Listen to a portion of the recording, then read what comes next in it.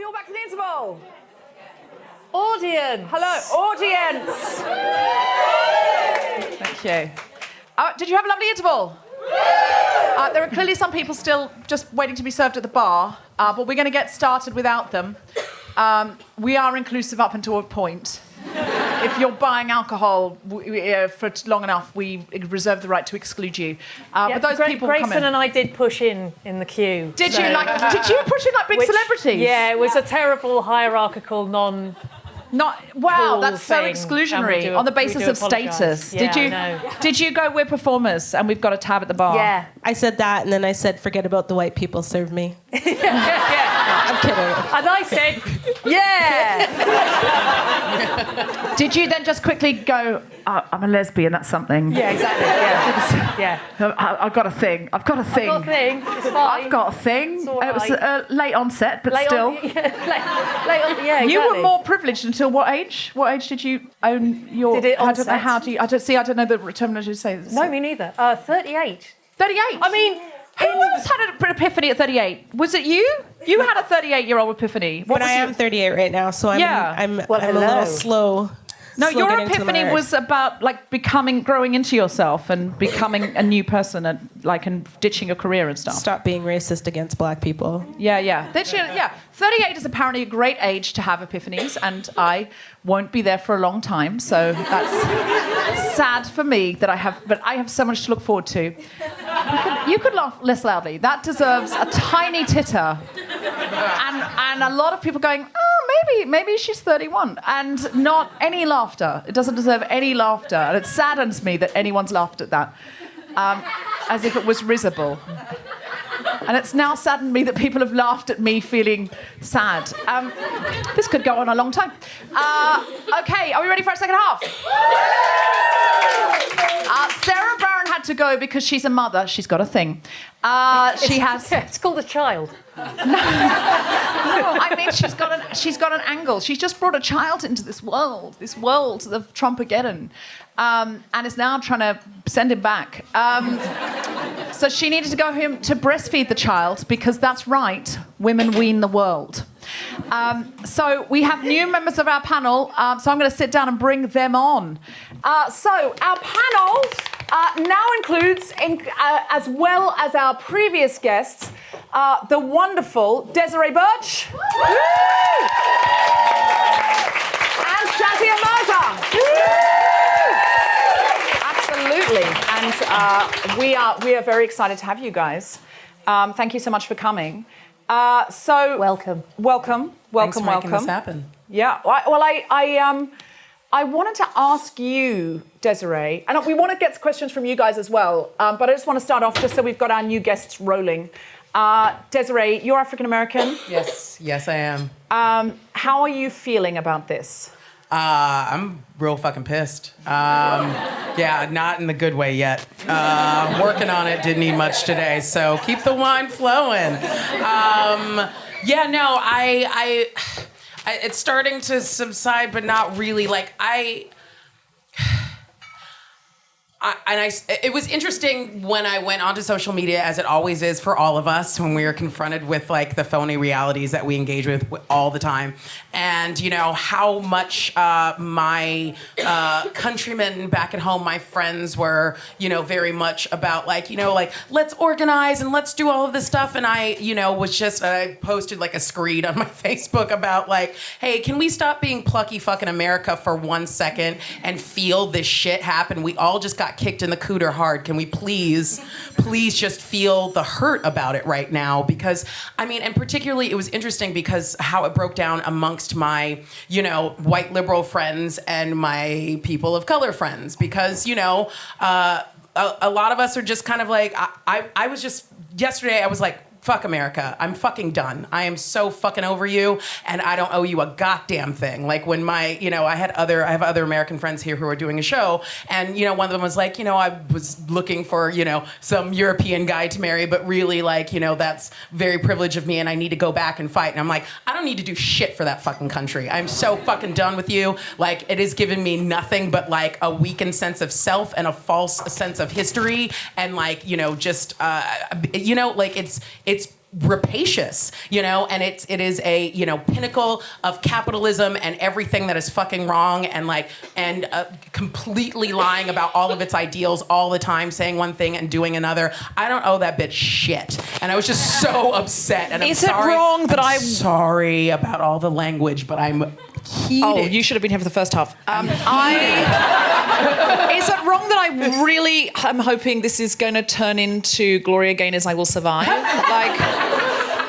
And just to America. And so you're back from outer space. Yeah. I wish it had been to outer space. I might have learned something. So, yeah. So essentially, do you feel actually literally like bedding down here and not going back there? I mean, basically from Tuesday night on, I really did. I've been feeling that way here for a little bit. It's not really feasible because of the way that my career works. I do go back and forth, so it's not like I'm never gonna go back. But Wednesday morning, late Tuesday night, 5 a.m., and then the next day, I just felt like I had no country, and that's just, you were just like, oh, I guess I am American because I'm completely free from every, from any place anymore. And, I don't know how I will feel going forward. I definitely think that that sense of duty and I've got to be part of the change and whatever will eventually kick in if I find my way into it. But right now I really, I really feel like all of these, sort of black luminaries that I look up to, if I'm just gonna pull a James Baldwin and be like, peace out this bitch, because I'm just, I can say all the things that I want to say, but in the end of the day, I want to live a human life, and there's only so many cheeks I can turn, to get slapped in again before I'm just Everything you've said, I want to make a t-shirt. Literally, I've got 12 t-shirts. I have a whole new wardrobe. Oh my God, let's do it right now. Desiree Burch has said right now. You have a very good turn of phrase for these things. But luckily we're recording this. Well, yeah. I mean, it's a hell of a thing that being in the UK post Brexit, feeling like this is a shit show. To have someone saying, "I'd rather be here," is fucking terrifying. Yes, yeah. And I was talking to Sarah about it before we started recording, which probably should have recorded it. And she was saying, do you think this is worse than Brexit? Because her husband, who's British, suggested that this was on a par or not as bad as Brexit. And of course this is fucking worse than Brexit. Brexit, we've only shot ourselves in the foot. It's that's a t-shirt too. Hey, t-shirt competition. Yes. But it's only the UK that's going to suffer because of Brexit. But Trump in the White House, everyone's screwed. Yeah. I mean, there will be a knock-on effect from Brexit. I think Europe, especially now Trump's in the White House. If Hillary had gone into the White House, I'd be like, okay, there's Brexit, but the mood of the wider world. But now I worry how many more countries are going to start eschewing globalization in quote marks if you're listening at home and you can't see me. And, just start to pull away until we're all a collection of angry villagers again. France is wobbly. France is next. France is so wobbly. I feel like Brexit, we sort of loosened the jar. Oh, we did. We so fucking loosened the jar. There's a question from the audience. Do you think, because you're talking about Brexit in this, do you think that maybe, just maybe, Europe's gonna and Britain's gonna realize that that's now more than ever Europe needs to stay united, and because of the voting power of Brexit? Absolutely not. Because it's the same sort of idiots that have led the Brexit thing and that are in charge now. So your question was, is it possible that the Trump will be a wake-up call for Europe and we will realise we have to be united and we don't also want to be Trumpian? Hope is the thing with feathers. Hope is the thing with feathers, absolutely. The thing is, as well, if you look at Theresa May's response to Trump's election, then that sort of signals about how our government is going to respond to this. It was wildly different from Merkel, because she's on her way out, as a person standing in, and people said, oh, well, she's got to say that because it's really bad for diplomacy if she doesn't. And that's similar to what people said about when Sweden brought out a feminist foreign policy and criticised Saudi Arabia for its human rights violations. And people were like, well, you can't do that because, we've got to, that's really bad and you've got to be able to engage and need to sell weapons and And it's like, well, what kind of leadership do we want in that context? Do we want, I think there are nuances in diplomacy where you can, at the same time as, emphasising that you don't yourself support the misogyny and, the racism, also strive to work with someone and say that you'll work with them on those terms and within those values. And that's not what happened. And what you're going to see now, possibly, is those very far right voices in the right pull the whole of the right to the right. Lots of rights, but very wrong. Because as they feel now empowered by this outcome.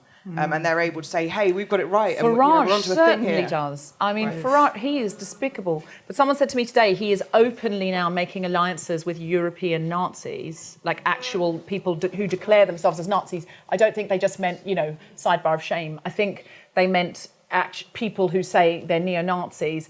And with that hand up, just like that, too. Yeah, I did. That was a reflex. That's how weird. It was like, if you're listening at home, it was a gesture that could have been misconstrued. It was a tiny bit Dr. Strangelove. It was a little Dr. Strangelove. But it was also just a definitive gesture from a powerful woman. So, not everything is a Nazi salute. There's a T-shirt. Not everything is a Nazi salute. That might be my favourite T-shirt so far. Absolutely. And sorry, can I just say the capitalist instinct to make everything into a T-shirt is disgusting. They're free T-shirts. I'm giving them away at the commune. So, Shazia, I'm just concerned we haven't heard from you. Hello. Hello. What a welcome. Hi. Hello. Hi. One thing I want to ask you about is you were raised Muslim. Trump has made this horrible statement that he's not going to let Muslim people come into America. Is that a genuine fear for you? Do you think that could possibly come about? I've been working in America for about 12 years. I know, that's why I'm saying Yeah, and I always do really well in America because they think I'm Mexican. I did as soon as you came out. I did too. But now they hate Mexicans as well, so I'm fucked. Mexicans, but they love burritos. What can I pretend to be next? You're going to have just a wall around you. I know. Well, I've had an O1 visa, and I've toured all over America, but obviously I stay in the safe places, New York, San Francisco, and LA. And a year ago, my lawyer said to me, you've got to get a green card, because if Trump gets in, it's going to get really difficult for you. But I've never had any problems getting in. But my Muslim friends, a few of them in America, in New York, have stopped wearing the hijab because they're worried, because they're going to be attacked. Because after Brexit, I mean, I'm from Birmingham. Obviously, I don't live there anymore because I'm doing well. But no, really. Honestly. But the thing is, I don't know why people are ashamed to say they're from Birmingham. It looks quite nice now that it's finished. And as an architect, I'm going to tell you, I went to Birmingham and I was like, where are these spaceships coming from? Like giant silver things amongst all these beautiful buildings. And I'm like, who the fuck was this architect? You should have seen it in the 70s. It has the greatest indoor market in the world. That you can buy pillowcases and fish from the same stall. They sell bras and fish. It's magic. For a pound. Both are a pound. Anyway, after Brexit, I couldn't understand. See, I couldn't understand Brexit because Birmingham voted out, and Birmingham is full of immigrants. It's full of Irish, Afro-Caribbean, Indian, Pakistani, Jewish. So I couldn't understand why they had voted out. But I asked my dad, a lot of his cousins and relatives, they voted out, and it was immigrant on immigrant racism. It's like, I'm in, now let me just pull up the ladder behind me so no more others can get in. We can't have the immigrants coming over here stealing the immigrants' jobs. Well, I'm an immigrant. I know I'm not, I'm the kind of immigrant you could like, let's be clear. Yeah. It's true, though, I am. It's true. I know I am. I'm white. I read a lot of Venus Blyton as a child, so I sound quite posh. And I went to Oxford University, and I was a nanny when I first got here. I'm basically Mary Poppins. you know why she came in on a flying umbrella? Visa issues. But a friend of mine was abused on the street in Birmingham after Brexit, and it was Ramadan, so she was wearing Asian clothes. And this woman came up to her and said, "Haven't you left yet?" And my friend said, I was born here. And this woman said, well, change your fucking clothes then. And this woman was wearing a pink terry toweling tracksuit. I swear. And she had come up and just said, haven't you left yet? And I just thought, we've gone backwards. We've gone back to the 70s.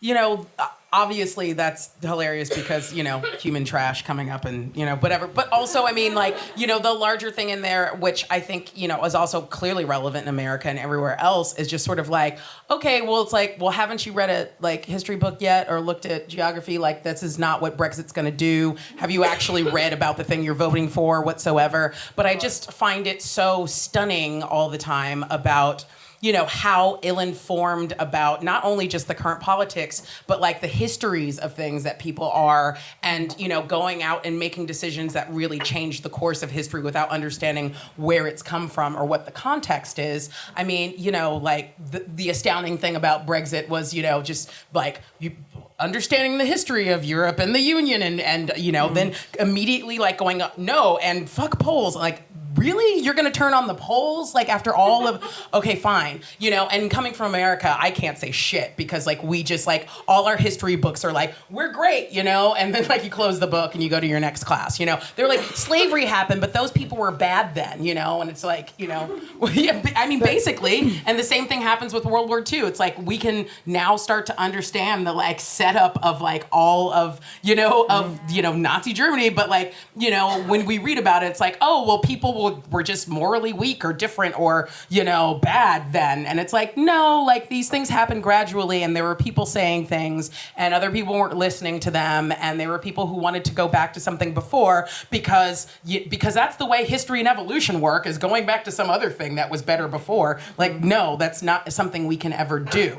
And so it's just so painful to me because it's so, I mean, simple to look at recorded history, since that's what distinguishes us as, like, you know, sentient beings, is the fact that, like, we've recorded these things that have happened, and to look at them and go, we already did this shit and it didn't work, first of all. And, you know, like, we're gonna have to come up with a new idea and not a repackaging of the old idea. I'm always stunned, no matter, you know, having come to the United Kingdom and talking to friends who are well educated here and who are like, oh yeah, well, we never really learn about, like, colonialism. And I'm like, in Britain, you don't learn about colonialism. It's hilarious. But, like, you know, our education as Americans on slavery is always super, it's just like, look at all these sad, weak black people, like, not throwing the chains off of themselves. I guess they really liked their masters, and, like, they really didn't have anything going for them until we brought them over here, is the implicit message that you get. And, like, you're the brown kid in class, everyone's looking at it like, that's you, right? That's your, you know? And so you learn that internalized self-loathing and that sort of, you know, that where that sort of racism comes from, and when you internalize it is like, oh, well, I guess, you know, like, you know, I have to be better than because I guess I am less than. And it's, you know, the miseducation that every single country and community gives its people, you know, in order to sort of be like, we're really great, and everything we did before that might have been bad was really not that big of a deal, and we did more great things. And it's like, no, part of becoming an adult entity, whether you're a human or a culture, is to go, oh yeah, we fucked that up beyond all repair, and there's no going back, and there's nothing to do but say sorry, and to look at it and to never forget that I did that, because I can't ever do it again. And so to me, when they talk about, you know, in the States, when they talk about, like, reparations and people are like, haha, I'm like, to me, reparations looks like accurate education of the people, of being like, this is what our country's actually done. That's all I want, you know? We have a question up the back there.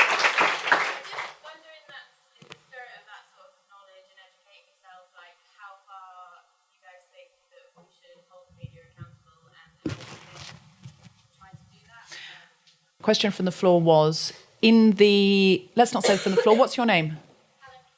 A question from Helen. In the spirit of learning from the past, how much can we hold the media accountable? It's a really good question, actually, because the media in 1930s Germany... and 1930s Britain. I hold them 100%. And 1930s the Daily Britain. Mail then and the Daily Mail now, not poles apart. I hold them 100% accountable. Part of the reason why I want to go into media. I can't stand any more celebrity news. As soon as I hear it, I shut it off. I open up a book because I am so... I fucking don't care who's getting divorced. I don't care who Prince Harry is dating. I don't care. I don't care. I don't care. What I care about is knowing that Russia is sitting on our doorstep. What I care about is knowing that people are beating each other up in the streets because they belong to different political parties. Why is this happening? That is what I care about because I want the world to be a better place. But apparently, Brad and Angelina getting divorced is going to make this world a better place, which I disagree with. People lying, politicians full out lying, saying this is what's going to happen if you leave Brexit, and not being accountable for it, and the media covering it, and not doing the research to say, actually, and never this doing the counts. thing like saying, but you guys said on the bus, you guys said there'd be 350 million more for the NHS every 10 seconds. When's that happening? There was a and it's like, it's going to cost us billions to leave. Billions. I think it's not just a great question, it's the question. I think it's the media. Helen, well done. You've asked you have asked the question. Well done, Helen. Because not only are we being stuffed by a right-wing media, and I love the BBC. I think the BBC is really important, but and we want to be on it. And we do want to be on it as much as possible. 6:30 p.m. from the 27th of December. But the news's quest for balance stuffs us. Absolutely. When whether it was Brexit or whether it's climate change, they'll get on one of the or two of the 95% of climate change scientists who say this is a problem, and for balance, they'll get Nigel Lawson coming on, going it's probably fine, and that's given John Oliver equal did a weight piece on that where he said like 97% of scientists or 99 or something percent of scientists are saying this, and then there's this one sort of crackpot basically, and so he said for balance he got 99 scientists in white coats saying one thing, and for balance one person saying another, and then when you see it like that, it's not one and one, it's that is balance. We have another question. So the irony is it's not so much a question, but it's the point of in media. I worked in Sky TV for 5 years. I'm so sorry. I'm no longer there. Worked in Sky TV for 5 years, just so you can hear at home. She's no longer there, and she needs you to know that. She's no longer there. She's repeated that 3 times. I'm no longer there. I'm no longer there. I'm no longer there. It's what she says to get to sleep. I'm no longer there. It's all right. I'm no longer there. What's your name? You don't have to say your full name now. PTSD. It's not that though. It's actually what the public are consuming, and media is only selling what the public appetite is to consume. So it's actually. Is the public appetite to consume? You said earlier, people, when it annoys you when people say, I'm not actually racist, but. Yeah. So people, their inner self is actually wanting to consume these negative things they're reading.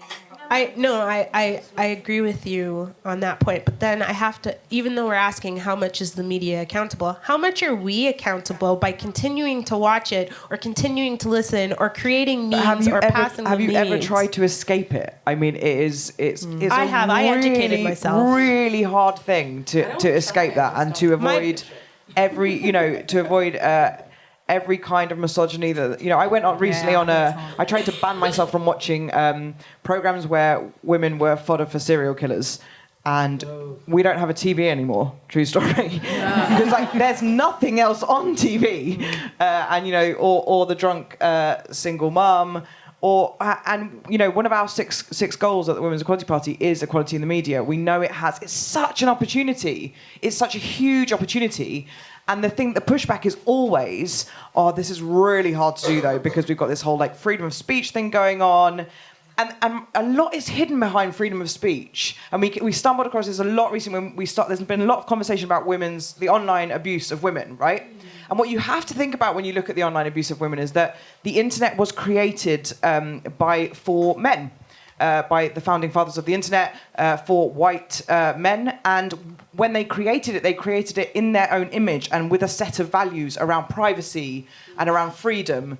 And there was a moment in the feminist world, I want to go to that place, I don't know where it is, in the feminist world where we all thought maybe the internet was going to be this moment of empowerment for women, because for the first time we were going to be disembodied, right? It was going to be a text-driven exchange of information. We were going to be separated from our bodies that limit us so much, and we were going to be unidentifiable. And they didn't predict that actually the images were going to hit the internet. And when they did, and they took over text content, suddenly it did the opposite, and women's online abuse went through the roof. And it went through the roof, and it was no longer just this group of guys who are really concerning but aren't us. If you look at revenge porn as an example, it's not the person who commits the revenge porn. It's the thousands of people who then participate in redistributing and commenting on that. And that's just, guys, Yes. So I wanted to ask, I work in Holocaust education, and on the 8th of November I was actually at Auschwitz-Birkenau with 261 students, learning about what can happen when we fear and hate the other. Yeah. That being said, I think I guess my opinion is it's quite dangerous when we make comparisons, and I think liberals are very good at kind of hiding behind comparisons to the past rather than paying attention to what's actually happening now and why it's happening now. And I think that if you in Palestine now, you need to learn from the past. Yeah. And also Myanmar. But I get what you're saying, but what I think is that if we immediately, I think that it's been very easy all over the internet for there to be like Trump Hitler comparisons, and I think that what that does is take away from really focusing on what's happening now and why things are happening now. And I just wondered what your feelings were on kind of those liberal historical comparisons, where they are a really good thing and where they maybe distract us. Are you sort of saying if we go, oh, he's like Hitler, that immediately minimises it in a way because we go, well, nobody's Hitler. So is it like a Godwin's law problem that you think? I think it's partly that, and then I think it's also just that it's almost too easy. I think that it means that we don't fully pay attention to the huge number of historical and cultural issues that have led to where we are now, the things that are happening today. I think we do it when we're afraid as liberals because we want to disassociate ourselves and say we're immediately saying this thing is really terrible, and here's an example of the most terrible thing we can think of. Right. Okay. And I just wondered, So do we minimise our own responsibility by evoking the past and saying, oh, it's like Hitler? Do we need to pay more attention to what's happening now and see where those things are different and where they're the same? Just hopping back for a second to the media thing, I think a big problem with liberalism and neoliberalism is the idea that we can reclaim and reform institutions from within. So I think a big part of the solution to dealing with media bias is to seek out new forms of media, such as podcasts. And in that spirit, and going back to your point about colonialism and learning about colonialism, Yeah. I'd like to. It's hard to say. It sticks in the throat. Yeah. I'd just like to recommend a media channel that you can seek out called Crimes of Britain on Twitter. That posts several times a day highlighting Britain's colonial past in India, Africa, our involvement with the slave trade, and persecution of the Irish. And I've only been following it for a little while. It's been incredibly eye-opening because, we don't learn about it. Yeah. But back to the normalization of Trump by comparisons to him. Well, I mean, that is such a fascinating point that I hadn't fully considered, but listening to it, I think that I definitely think that it has some clout, but I also think that part of the reason that we do not like that serves to minimize the present is because, we make that comparison to Hitler, but we don't know what it means because we don't really understand the context, not only of that history, but even our own more recent history and those things that have led up. I mean, even if we could make the parallels because we understood the context, then we could also discriminate what the differences were and what other influences were happening that made things different. And just listening to what you're saying, I'm like, oh, wow, that makes a lot of sense. But I think that even still, knowing more about the history and about the context would allow us to look at this differently and not make those comparisons, or when we do, immediately be challenged by people who would be like, I mean, yeah, I see how it's like this in X, Y, and Z, but it's not like this in A, B, and C, and actually have that dialogue, which would be far more interesting. And just to sort of harken back to what you've been saying earlier in the first half, I think that it's... There is something about this idea of people sort of consume certain things, and then that feeds what other media sources put out, and it's this weird sort of feedback loop. And it's hard to talk about these issues in media in isolation, because I'm sort of on like Avery's camp of like, you can't deal with any of this until you start to deal with capitalism itself, and like the way that fuels all of these problems that we are talking about, and the ways in which we need to, if not, completely, obliterate that establishment. At least I don't know if there's a way to find ways where it's like, but not everything can function in that way if we are to have a true, democracy where people are informed and, all of that kind of thing. Like it can't just be like whatever sells, because like, I think it infantilizes all of us, because like we can all just reduce to like, I mean, what I want to do all the time is be fed like, like booze and weed and masturbate, you know what I mean? And if you're willing to do that, then I guess just, like, is this okay? And everyone's like, yeah, sure it is. If you keep giving us your cash, and then that, continue, well, I need to do this to get the cash. And someone said to me the other sound day, like a better world. Yeah. Someone said to me the other day that they have a friend, and they said she's a feminist, but she edits one of these really horrible, trashy magazines, like the really bad ones, the ones that just on the front just have a big ring around some woman's cellulite, and then on page one it's like, the next page is like, this woman doesn't eat enough, she's too thin, this woman needs too much, she's fat, this woman doesn't eat enough, she's thin, until by the end of the magazine you're like, have a biscuit in one hand and you're like crying, and she said, she's a feminist. I said, no, she isn't. She's not. If she edits that magazine, she isn't. And she said, well, what she says is, this is just what the people want. And I said, I could make more money by dealing arms. People want them. Yeah. I could sell landmines. People want them. People want to blow up people with landmines. Yeah. I'm just giving them what they want. Like, it's just, you can't live like that. It's also... People want all sorts of shit. And they want changes too. When you make... And I not get that sugar, argument, though, right? and I understand that argument, but it's sugar. People, it does things to your brain that means you are going to consume more. And shitty newspapers, I despise, but if there's a big front page headline that's interesting, I will look at it because it sparks something in my brain that says, oh, that's interesting.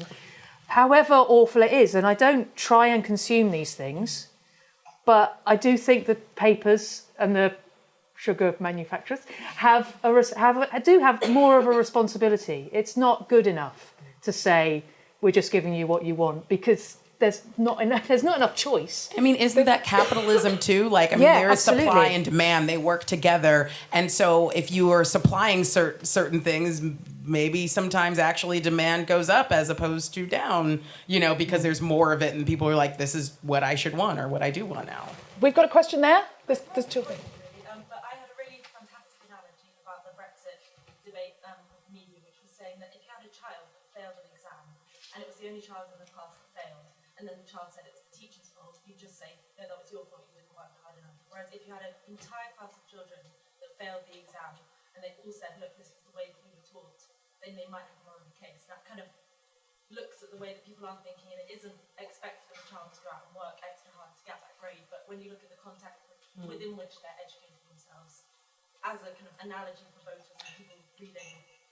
So who are we in the class? Are we the class? So just... So the voters would be the kind of the people in the class. So if one child fails on the class, the teacher's not blamed. But if every child in the class is fails, then the teacher is blamed. Or not blamed, but there's more of a case for looking at the... There's more for a case for looking at the environment for learning, as opposed to the environment in which maybe just one child needs to learn. So you're saying because Brexit happened, we need to look at the GCSE class that is the Daily Mail and go, ooh. But even more so, I think, in the States, with how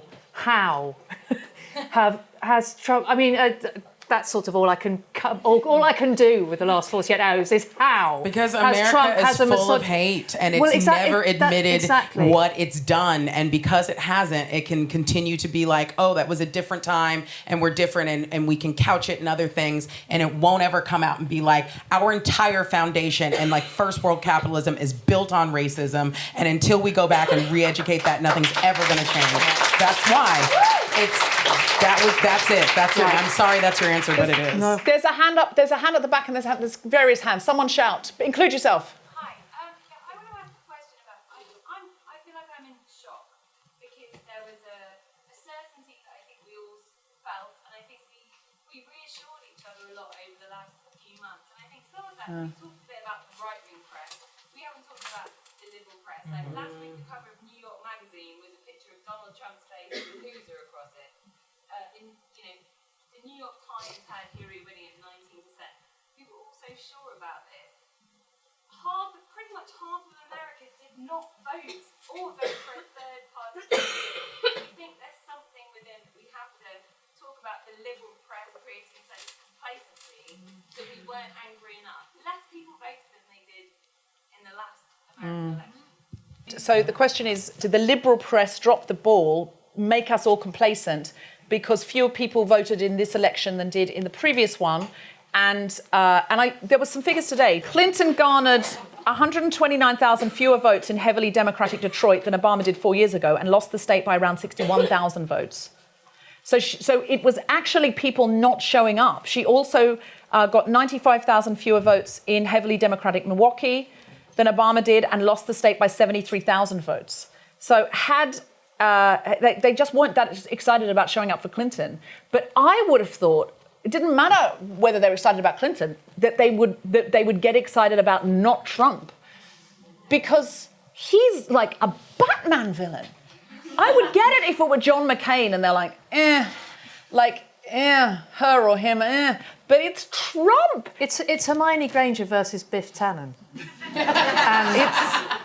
and Biff wins. What? And we're now living in Back to the Future too. To be fair, Hermione Granger wasn't as present at Benghazi. No, it's like evil Hermione Granger versus Biff. But it is. I think he just normalised sexism. If any one of his stories, and racism, within himself, if any one of his stories had happened to another candidate, that candidate's presidency would be over. When this tape came out on the bus, I was in America, and I was just like, oh well, that's it, it's over, and I was like, oh wow, I don't have to worry anymore, because if that happened to any other candidate in history, it would have been over. There's this whole song in Hamilton where Aaron Burr, there's a sex scandal, and they sing, never gonna be Hamilton, president now, it's one less thing to worry about. And I sang that, I tweeted that, and then, I don't mean to say I've got a lot in common with him, but Lin-Manuel Miranda sang it on Saturday Night Live about the same thing. Just came up to his picture and went, never gonna be president now. And we were wrong.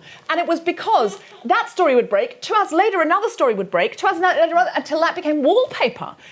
And people, it's just locker room, it's just locker room. And too many people recognised it from their locker rooms fucking clearly. But if you're a rich white man, you can get away with anything. Jimmy Savile, Chet Evans, Donald Trump. Oh my God. It's the same. True. It's the same thing. Anywhere. If you are a rich white man, you will always get away with it. And it's always been sexist. Donald Trump has 5 kids from 3 different women. If Hillary Clinton had 5 kids from 3 different men, she would not be running for president. Not even close. Or her husband. But don't you feel that in the sense of that, Donald Trump had 3 wives. He goes to the to the church. They accept him, and all the followers said, "Oh yeah, it's okay that he's done that. He's been they were saying he was like that's like King David or something. They were saying God always uses the man who's like fallen, and like King David, like he saw Bathsheba on the roof, etc., etc. Yeah. And then he came to Jesus, basically, not King David, obviously that was pre-Jesus, but he's had this conversion, and that's who God's instrument. Republicans were saying that. God's instrument's always like that. Do they know he had a gay relationship? Did he? King David? Oh! I was like, what? Why is this coming up? I was like, you were sitting on information that could have won Hillary the election! I was like, only Carrie Quinlan knows have stopped. Oh yeah, and you know what? The You know what? anti-queer vote. Fuck it, and Donald Trump. It's too late now, baby. Damn it. He's got the keys. Yes. Hi, I apologise if this has actually already been covered, but I've kind of been in like a haze of feminist reactions to the Trumpocalypse. So I don't know if you've covered this, but a lot of people have been talking about the unlikability of Clinton and wondering what you could say on this, or maybe you just want to shed a few tears. So people have been talking about the unlikability of Clinton. By which they mean womb. The presence of the vagina. The presence of the womb. I think it's more than that, but I want to hear from the panel. So my feminist confession is that I'm a feminist, but I worked for Obama in 2008 instead of Hillary. Soz. Because he was, and is it because he was more likable? It's because he was black. So Good answer. And what I did, I went out to North Carolina and I was like, I've been on holiday to America, so I know America, and I was fed like British press, and I was like, he's got this. I'm going to jump on this like winning race, just finish the job, and then come back and get lots of jobs off the basis of it, which is working out very well. Do the Women's Equality Party know that's what you did? You just Now like they skated do. in Now at the they do, 11th right? hour, Now and they we're at do. the photos with Obama at the party. Right. Yeah. So I was also like, so I was like, oh, he's got this one, and I was like, I get racial politics in America, and I arrived in the Bible Belt of North Carolina, and was like, shit. Like writing back home being like, he has not got this, the telegram, he's not got it in the bag back to the UK. We need to do something. And they sent me out, they thought it was hilarious to send out this British girl canvassing to get a feel for the campaign before I did field organising. And because it is bizarre to Americans in that particular area who maybe haven't travelled outside of the state, that a British girl knocks on their door, but I did. And so I knock on the door, and this guy comes to the door and he's like, hey, and I'm like, oh, hello, sorry to disturb you, I was just wondering, and I'm like head to toe in Obama get up, right? But then like 2 days, I'm like, I've got that thing that Americans do where you have to talk about every place you've been on your jumper, and I've got like a baseball cap, and I've got like Obama earrings, and I'm like, I'm just wondering if you're going to be voting for Obama in the next election, and this guy's like, who? And I'm like, Obama. This guy's like, oh, Obama. Oh, okay. So me and my boys, we were at the golf club. We were talking about this whole election thing's coming up. And we're Republican. We've always voted Republican. My granddad voted Republican. But, since Sarah Palin is now on the ticket, I said to them, would you want your wife to be president? Mm-hmm. And with that, it was a resounding no, for we're going to be voting for Obama. And I'm like, sullied. I'm like, have a badge, you dick. But that's another T-shirt. Right, exactly, got the T-shirt. So they were voting for Obama to keep so, Sarah Palin out. Right. They were more sexist than they were. Yes, good. But not because she was horrifying and a total idiot, because she was female. Yes. And they had done this calculation, like there's a slight chance that the president might get ill and maybe will die, and then possibly a woman might make it to the top for a brief period of time, and that is just not acceptable, so I'm switching sides. And it was just, wow. And so for as much as I think for this outcome, we have to look seriously at the intersections between race and class and gender and the way that those played out in very complicated ways, and the ways in which white women chose to retain and vote on their white privilege. I also do think there was an amount of people just either not identifying with the notion of a female president or rejecting that outright and actively voting against that prospect. God, you just don't think it's possible, do you? You just don't. Ray. Sorry, my arm really hurts. I'm disabled, so I feel really, really scared at this current point. But I want to ask a really uncomfortable question, which is where do we draw the line with white feminists? Because these people voted for Trump. It's not just like, as you said, not just the right-wing candidate. They voted for Trump. Can we really talk them round? Is it worth our energy and our time to keep talking them round? It's a genuine question. I do not know the answer here. Or should we be concentrating our efforts on helping minorities and people that actually really need our support right now. I have limited energy because I'm disabled. I have to make this choice. What is my choice? I can pass. I can go do that if I want to. I can go and try and talk around these people on the right. But is that a valuable use of our time, or do we need to organise now? Can I tell you a really quick story? Living in Texas, I lived with a lovely, lovely girl who is a really good friend of mine and lives in the Netherlands now. She was born Republican. She will always vote Republican. She voted Republican in this thing. She had a Jamaican nanny. I lived with her for 2 years and never met her parents. Why? Because I'm black. Though her parents know of me and they think I'm lovely. In theory. In theory. And it was to the point that Lauren knew that no matter how lovely I am and how much they liked me through the stories, the minute that they met me, it would taint everything that she had told them. So I never met them, which is fine. To be honest with you, I can't be bothered with people like that because at the end of the day, and I mean, they raised an amazing daughter. Like, she has a mind of her own, and she's decided that she does not care about race, gender, all that sort of stuff. And she's religious. She took me to like that massive church where there's like tons of people, and which was so overwhelming. But at the end of the day, there are certain people who have been like generation through generation through generation have been taught something, and it's to no fault of their own, it's just been so ingrained that I think there is a section of people that we've completely lost, and that's just the way it is. But silver lining, they have children who watch TV, and if we stop producing these crappy shows that label certain races, there is a chance that they will change. I mean, if you think about it, at one time in America, black people couldn't sit on white toilets because they thought they would get some sort of disease. Guess what? We all share a bathroom now. So things change. Things do change. It takes a while, but it does change. So I think it's up to us to create environments for these young minds who come out and like that, go to school or watch TV to change that thing, even though they might hear their parents. But if they're visually watching something, because every kid is on technology, there is a possible to change that next generation or the generation after.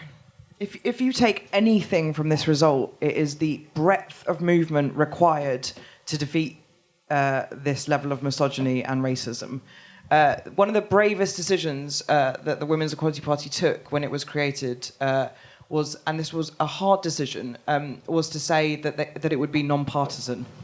And it chose to open its membership and its doors to people from across the entire political spectrum. It just said, anyone, even if you're a member of another political party, left or right, you can be part of this movement too. And it also will field joint candidates with all other political parties. Why? Because we need such a big movement to get this forward. And siphoning yourself off to the left also doesn't work for me. Look at Brexit and talking about short history and short-termism. What happened was that those towns and those places were neglected to a point they have never been before in history until they were on their knees. And that was a series of political choices. And in 2015, the Labour Party brought out a manifesto which said, we want to reaffirm, contrary to what has been said, we are in fact in favour of austerity. Those were political choices, and political choices that women would pay the price for that on both sides of the aisle. And so if you want to counter that, you absolutely have to work. And there are brilliant people working on the right and the left. The left does not have a monopoly on equality. And if it does, it's doing a terrible job of delivering on it. Very good.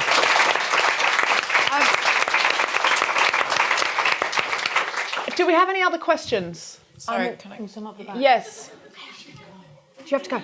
Oh my God, Grayson has to catch a train because she came down from Manchester for this. She came from the north, guys. She came from the north. I really think I'd never heard Grayson speak publicly before. We've had amazing conversations, but I just felt really compelled. Like, we threw this together in, like, literally last night I was crying, going, there's nothing that can be done. And I just went, what about this? I'm going to Australia tomorrow. There's no more time. If I'm going to do it, it has to be tonight. And I thought, can I pull something together? Can I get a venue? Can I get an audience? Like, can I get a panel? And I just, the first thing I thought of is I want Grayson on it if it happens. So I just reached out to her and said, could you come? And she just went, are you serious? Like, of course I will come. And I knew she was in Manchester, and I was like, you know, like, because British people, we don't travel for stuff. Like, we're like, what, on a train? No, because a British person would say, no, I'm in Manchester, right? They'd be like, no, I'm in Manchester. But she's Canadian, so for her, that's like saying, I'm in Peckham. And relatively, so, you know, I'll be able to get there by tomorrow. Yeah, she started walking early. And to be fair, I love the train. Every single time I get on, and I'm like, is that why you're dressed in your train driver's uniform? Yeah, totally. No, slightly. With a little cap, you know. It's cute. These freaking things are the greatest thing ever. There's so many pockets. It's like, it is. I can do everything I want to carry hammers in it. It's a fan-freaking-tastic. Okay, Grayson is an architect, not a serial killer. I just really want to say an enormous thank you to Grayson Lane for being so honest. Look out for her blog.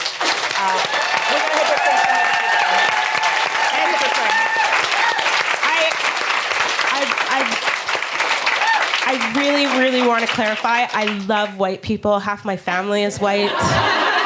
Sure, some of your best friends are white. We get it. Yeah. 99% of my friends are white. You just like being served before them at a bar? Yeah, I just like to be served before you all because, well, look at me. No, I'm kidding. I want to say thank you. I mean, she just threw this together, and look how many people are in the room. And then I was reading, I didn't get my tickets. And I just thought to myself, wow, I'm grieving inside, but I am so overwhelmed by how many people came out to hear it, I don't know if you understand it, but you're trying to understand it, and who want to make a change. And I mean, I applaud you, and I am starting to look up, being like, oh, maybe some people do want to be my friend, and stand up for me. So I thank you.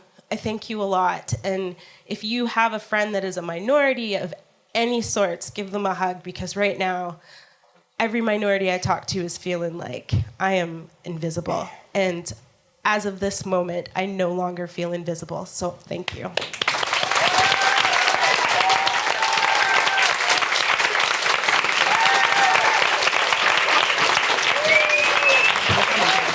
Thank you for coming. Go catch your train.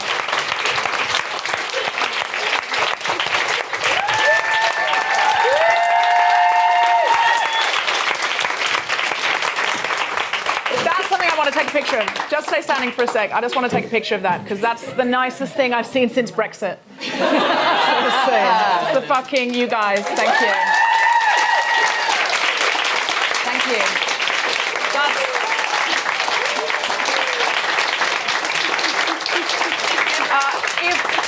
Don't know I'm American. I walk around with if all we've done tonight by coming together is to make Grayson Lane not feel invisible, that was something, you know, and that was the big thing that I kept hearing in my head. Can we be more visible?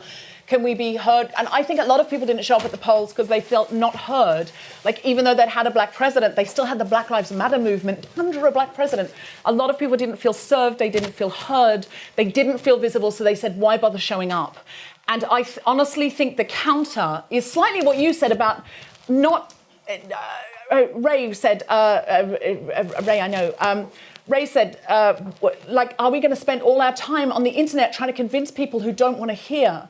Or are we going to help each other and see and notice the privilege we have? Everyone in this room has influence and privilege, or we wouldn't be at the fucking hospital club.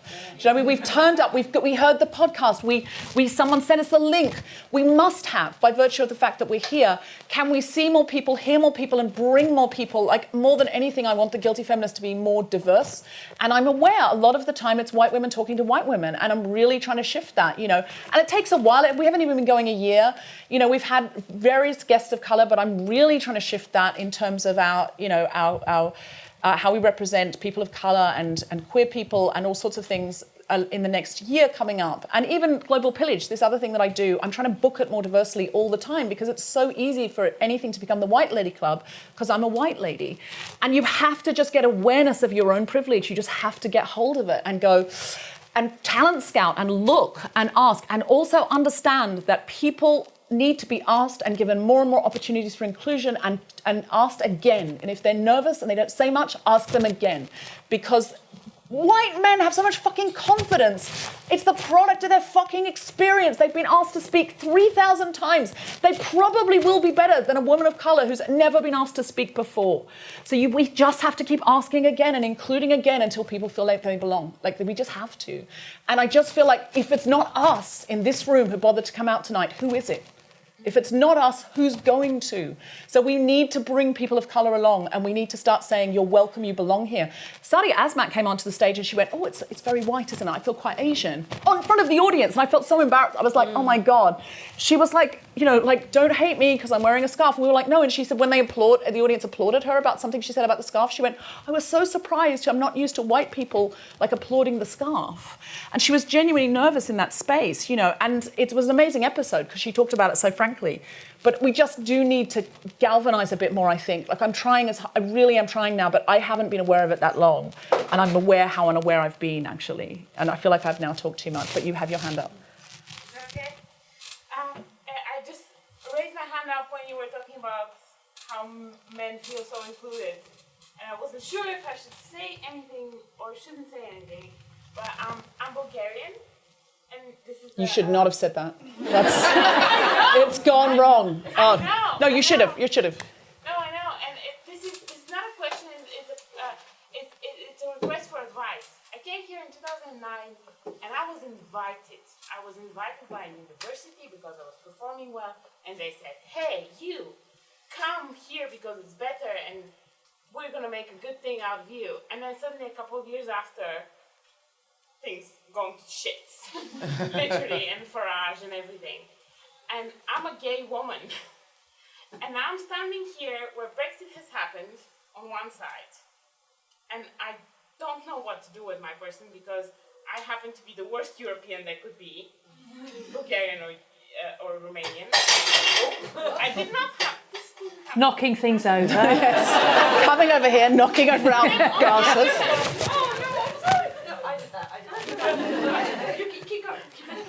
But on the other hand, I have my father back in Bulgaria. So up here, I've been told several times by many people, you're not white, are you? You're not exactly white, are you? That was news for me, because I come from a very racist country. We are the white ones. Exactly. And my father is terribly homophobic and terribly racist. And I stand in this position where I'm a gay woman in this country, but people don't seem to like me very much. And then back home, my father seems to think that I'm abnormal and not okay. So, and the thing is, after all this, I'm still very privileged. I have a great education. I will be an architect one day.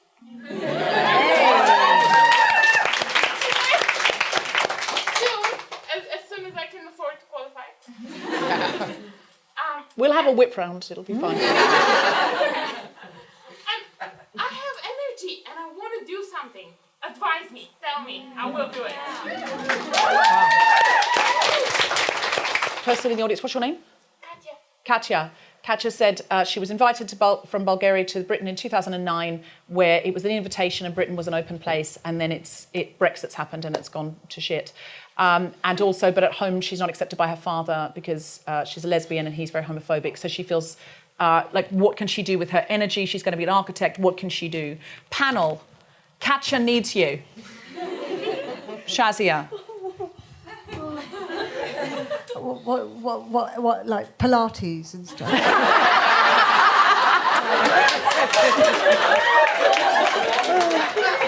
Honestly, Reformer Pilates is amazing. I don't know if you've tried it, but Frame in Shoreditch does classes for £20.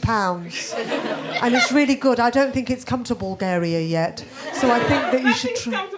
You should try that out. Seriously though, what do you guys? Where does Katja put this energy? She should fight for the things that she believes in. So whatever you believe in, you should go and put your energy into that. And you say you don't feel welcome since Farage has been here. Then you go and protest on the streets. You know, sign a petition. That's what all white middle class women do. You know, start some campaign. I mean, because you know what? I think Western feminism is working for white women. It's not working for Muslim women. Muslim women are being attacked all over the world, and it's not working for them. And so when white women go on about feminism, it's working for them. It's helping them. It's not helping Muslim women. They still can't marry who they want.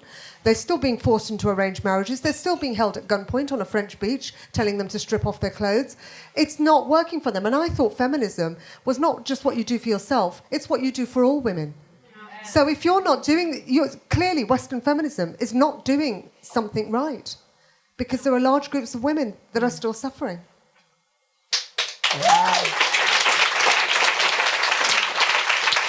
Hannah, do you have any thoughts for Katja?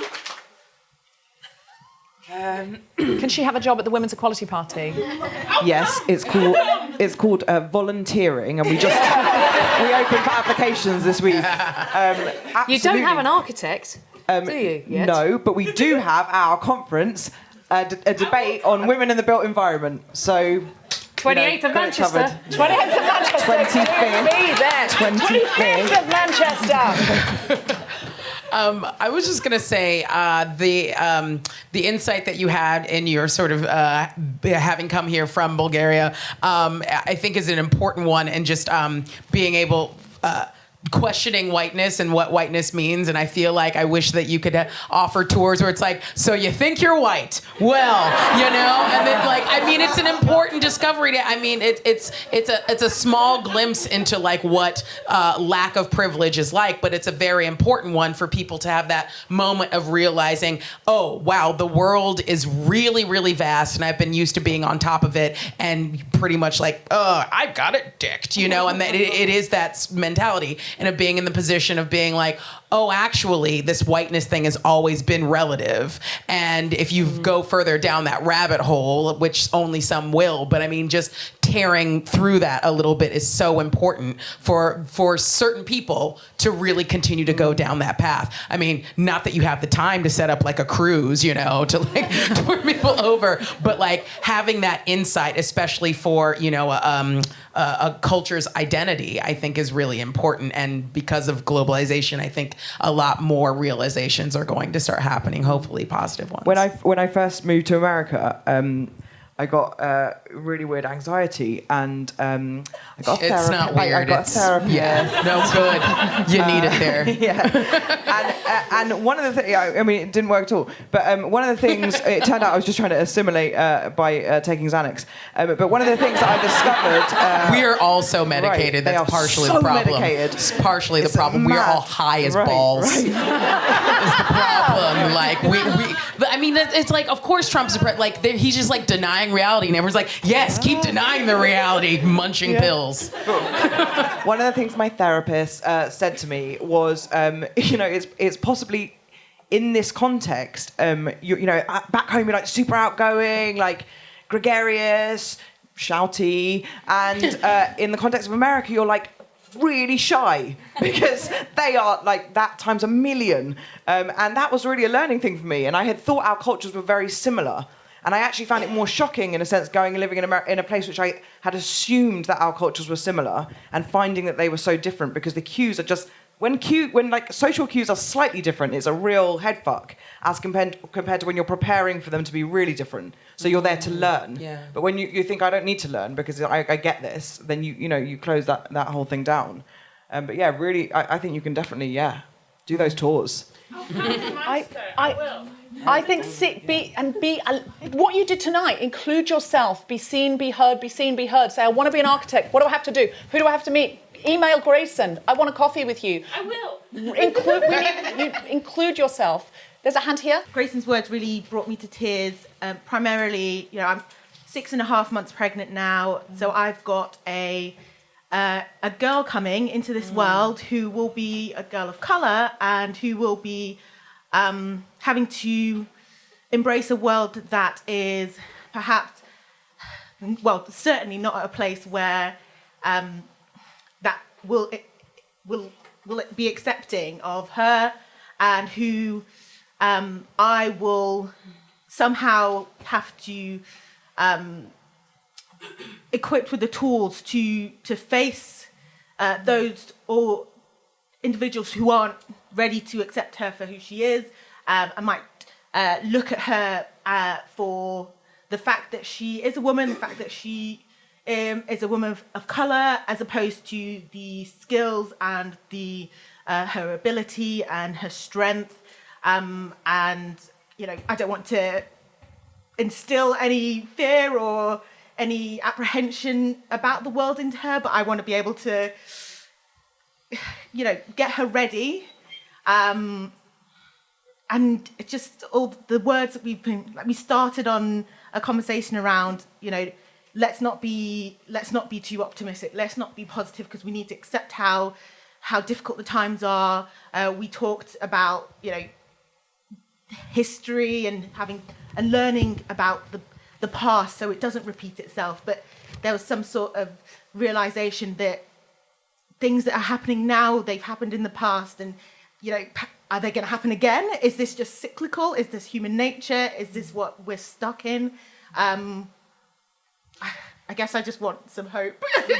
I'm sort of slightly oddly satisfied by the fact that you now, having cried at Grayson, have now made Catcher cry. The sobbing baton passes. She's now weeping for your unborn child. Another fabulous night of comedy at the Guilty Feminist. I did umbrella this at the top by saying it might not all be comedy tonight.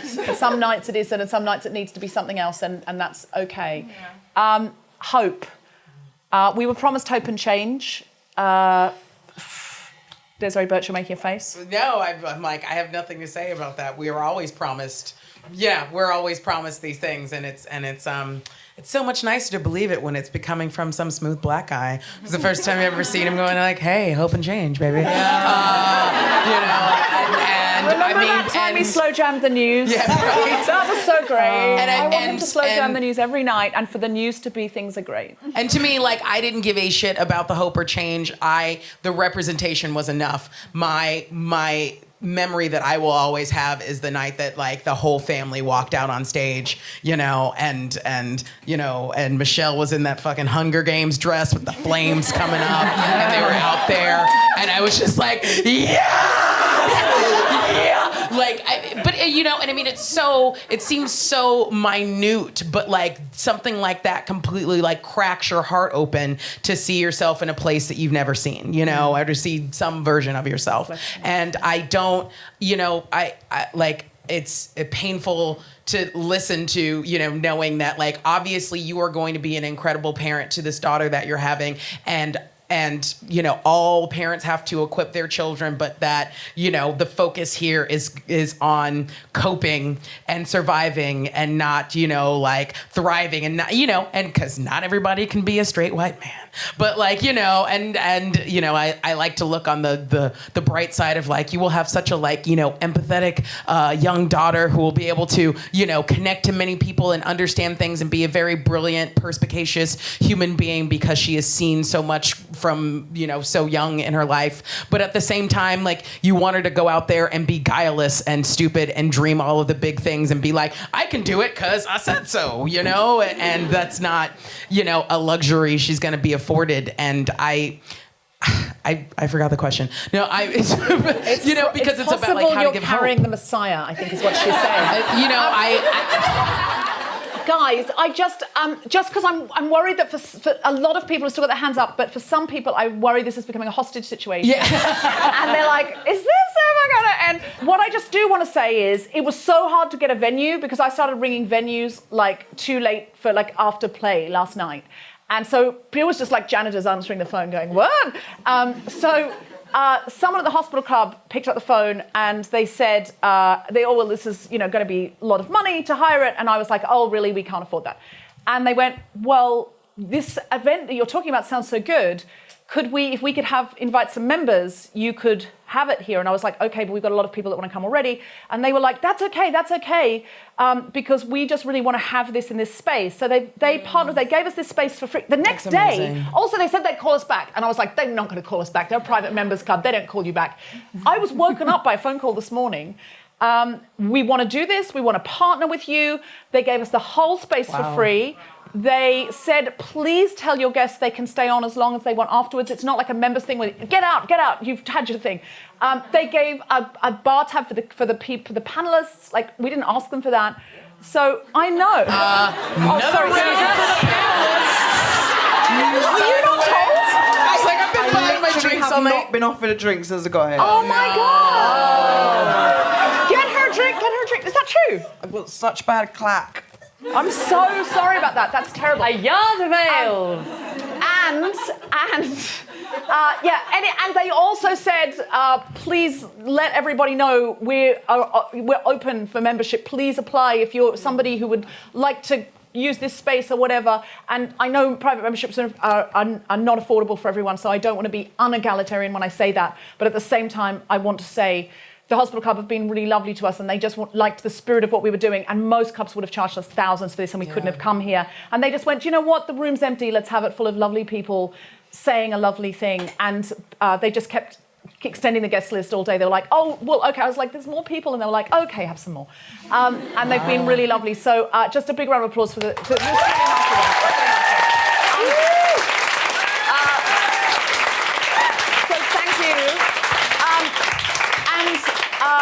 I understand people. There's. Oh, okay. Whose question didn't get answered? Wow, I mean, that's so much pressure. What was your question that didn't get answered? Oh my goodness.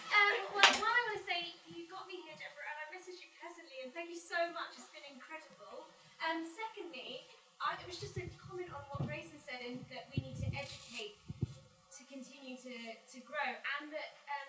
I think there's a belief in millennials that there was a huge vote for Clinton in the 18 to 25 bracket, and that there is belief there, and the lovely lady that's talking about bringing new life into this world, and that there is kind of, I don't know, maybe I've got a jaded perspective about this, but there is belief in... Oh yeah, if 16-year-olds had been able to vote, we wouldn't have had a Brexit. Yeah. Exactly. A lot of the people who voted for Brexit will be dead by the time we Brexit. And a lot of people who voted for Trump will die soon. So there's, yay! A positivity. I think Trump will die soon. I think he's going to be assassinated. Like you sound like you know something. I know people. Thank you. It's always the JFKs and the Martin Luther Kings that get assassinated. Yeah. Don't you forget, as Bill Hicks said, Ronald Reagan was assassinated and they missed. They missed, Dick Cheney's still alive. They won't miss Trump. You sound like you've hired a sniper. Very noticeable. He's already red. I'm the best in the business. They might just knock his wig off. He'll blow up and come back. Did you want to hear anything back from the... No, it was just that because obviously there was an acceptance of, yes, grief and pain and everything, but just that maybe there is hope that the young people and the generation that there are consuming media online, but yet it's positive media because they're voting in a positive way and they're looking for positive.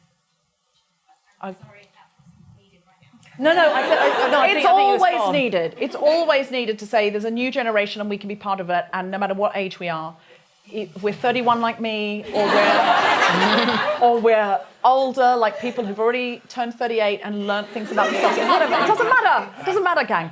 I'm really sorry. I do have to go in a minute, so I just want tiny thing. Yeah. Sorry, was it Ray? Ray. Just the thing about the energy to engage with white feminists and try and make them intersectional feminists that you said about. I sympathise with the energy thing. I'm sure I have more than you, but I have bipolar disorder and my meds. I have very few spoons at the start of every day. And recently, part of the shitstorm on the Guilty Feminist group, one of the threads that I think that was coalescing around was about sex work. And I commented as a sex worker, and I did that because I had the energy at the time, and there was this massive tidal wave of people talking about, people saying bad things that were wrong. And most days I don't have the energy for that, because when you engage on a comment thread like that, it will just snowball. Oh, it does take your day. Yeah. And your energy. So I would say to people like Katya and anyone else who, whenever you have the energy, seek out those threads.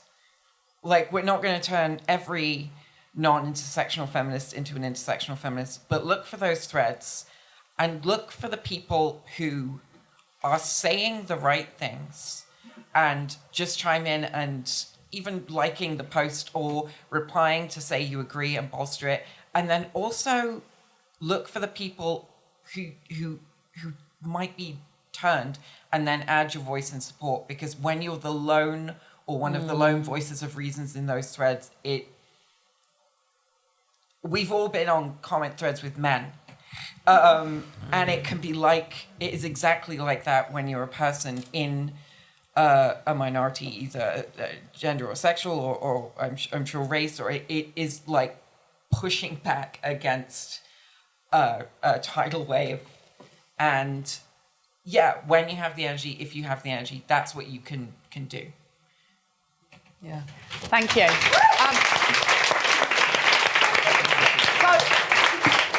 So we've all got lots to take away. We're obviously all going to be very busy doing all of these things, being more intersectional, being more heard, being more seen.